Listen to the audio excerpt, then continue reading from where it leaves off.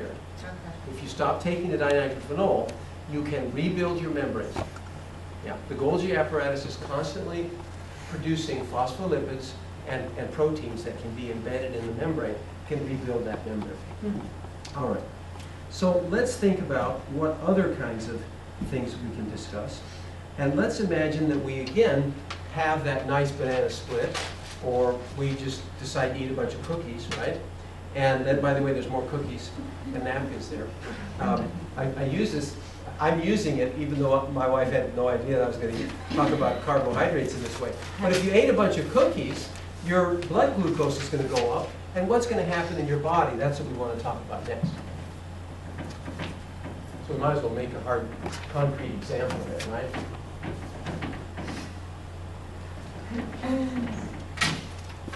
So, I eat a few cookies.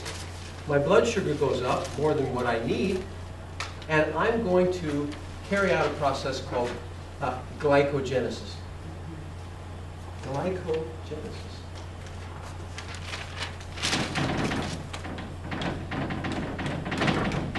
The formation of glycogen. How do we make glycogen? We're going to take a number of glucose molecules, and we're going to, with dehydration synthesis reactions, we're going to polymerize them into glycogen, which is a polymer of glucose.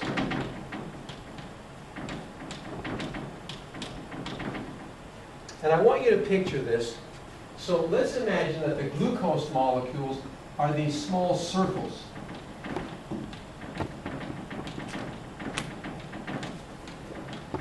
And you probably know that glucose influences the osmotic pressure. If we join those together, we're going to get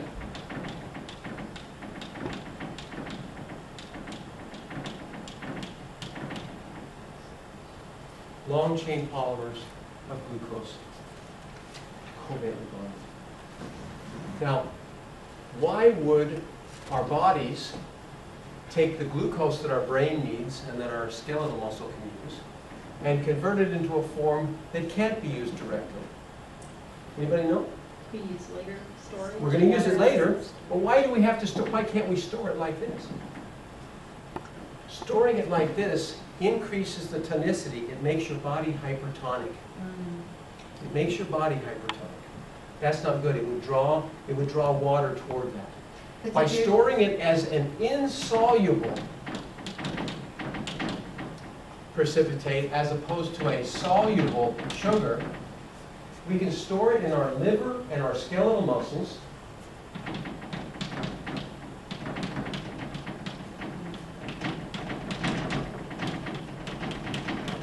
It's still ready for use. All we have to do is a single enzyme catalyzed reaction. We can start splitting off glucose readily. The liver can do this for the whole body, and the skeletal muscles can do it for individual muscle areas. And so this is basically it. The hormone trigger for glycogenesis. Anybody know? Insulin. Exactly. Insulin is the hormone trigger. So when you have a meal, a carbohydrate meal, and it releases glucose into your bloodstream, your pancreas releases insulin. And what happens? Insulin takes that glucose and puts it into the cells and tells the liver and skeletal muscles specifically, polymerize it and take it out of solution. So very good. The opposite of this is what happens if we skip a meal or you become very physically active. Then we have glycogen lysis.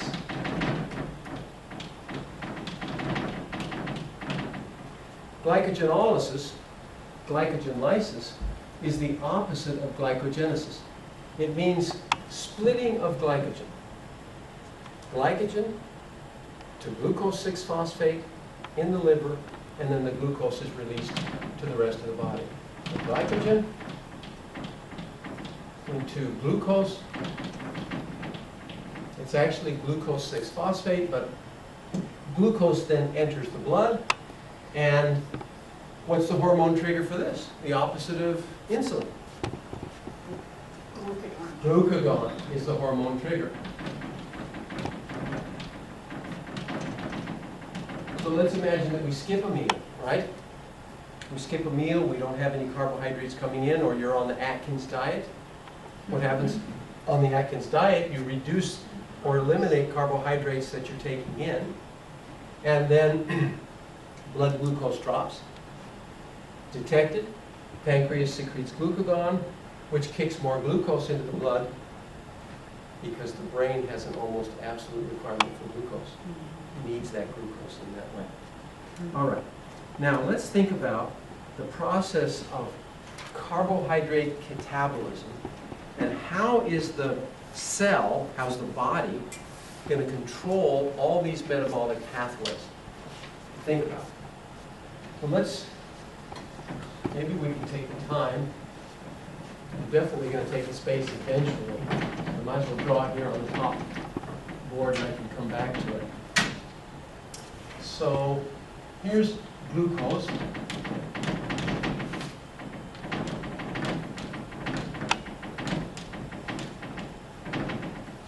If I have a series of enzyme catalyzed reactions in a linear pathway, we're going to call that glycolysis, right? And in glycolysis, we're going to get 2-pyruvic acid plus 2 ATP net plus 2 NADH plus 2H plus. That's what comes out of glycolysis. This sequence is glycolysis.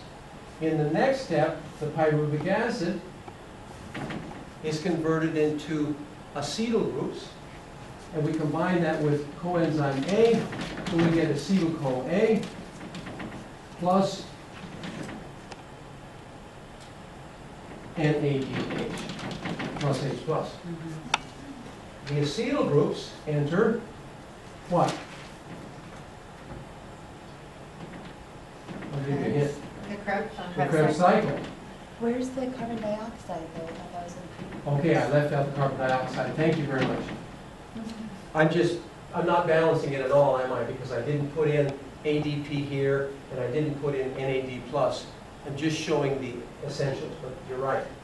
So then we have the Krebs cycle, and we saw that what came out of this was we had 2 CO2 in each step, 1 ATP, 1 FADH2, and 3 NADH. These then, all of our reduced NADs, this, and this, what do we do with those? With the FAD and the NADs? Yes. Those convert into ATP. At the electron transport chain. All of these reduced coenzymes that we've underlined, they go to the ETC,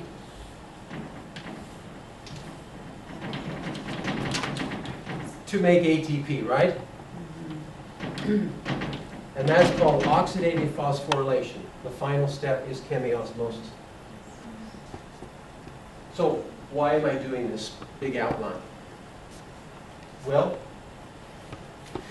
here's glycolysis, here's pre-Krebs, here's Krebs, and the goal of all this primarily seems to be to make ATP, right? So what would slow this down or stop it? What kind of negative feedback signal would stop or inhibit glycolysis? Too much what? Too much ATP, exactly. So what kind of feedback would that be if excess ATP blocks glycolysis? What kind of feedback? We have positive or negative? Oh, Negative feedback, Yeah, right? So ATP is going to provide negative feedback. I'm going to use this picture since I don't have any imaging device here today. I'm going to save that picture and come back to it. If I have just loads of ATP,